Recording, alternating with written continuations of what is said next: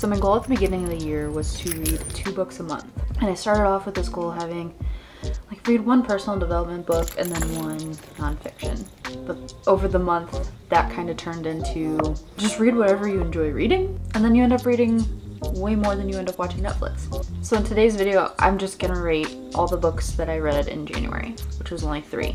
So this should be a short video. So the first book I read this year was Atomic Habits by James Clear, but this one took me a while to read just because it's a personal development book and my brain cannot digest that much educational information in one sitting. I technically started reading this book in December. Buddy. I thought this book was cool because normally when you read a personal development book, it's about like living a specific way to accomplish whatever the author has accomplished. And it's usually 50 to 75% the author's story. This book felt like the exact opposite. Instead, it felt more about whatever lifestyle you personally want to live or whatever way you want to live your life. You can make that happen with the tips and tricks in this book. It's not telling you to go to the gym every day. It's not telling you you need to wake up at 5 a.m. It's not telling you that you need to go to therapy. It's seriously think about the way you want to live your life and then apply the way your brain subconsciously thinks of habits and apply it so that it's easier for you to transition into the new habits you want to create or get rid of habits, any bad habits you want to stop doing. There are a lot of cool tips and tricks in this book that I plan on working towards, but I really think anyone could read this and apply it to whatever their goals are, which is why it's kind of a cool book to read in January, just my opinion. But I'm rating it 4 stars because I thought it was pretty cool. The second book I read in January was You. Even though I've already watched the Netflix series and I already knew kind of what happened, I wanted to know if the book was better. Most of the time when a book is changed for TV, they do change like little tiny details of the plot or little tiny details of the characters just to make it, I guess, easier to consume in 10 episodes. Even though I knew what happened, I still read this book within a week. And I'm a slow reader, very slow.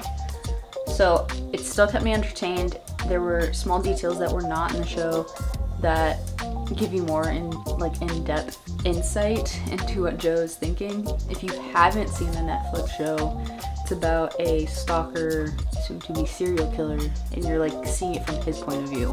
And he sees a girl that he becomes infatuated with at his bookstore and follows her and eventually dates her. So I thought I love the series. So I will probably be picking up book 2 and watching, it comes out tomorrow. I'm recording this on the 8th. So I'm actually putting this out on the day the last season starts. Exciting.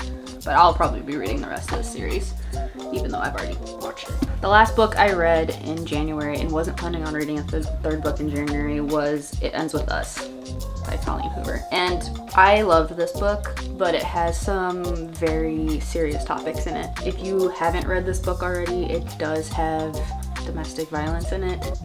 It does have abuse. So, trigger warning. I know there are people out there who don't like that she doesn't put trigger warnings in her book. So here's your trigger warning. I thought it was very different than the normal romance books I read. I'm normally reading like Nora Roberts books because I have like 50 million of them in a bookshelf in the other room. But the reason I thought it was really different is because you read about these characters for so long, and spoiler alert, doesn't end up with them for good reason.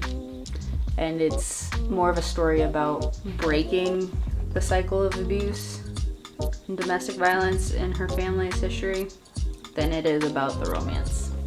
But there's a second book more about who she ends up with, and I'll probably end up grabbing that as well. I gave this, I think, 5 stars. I read this in 3 days, and I'm a slow reader.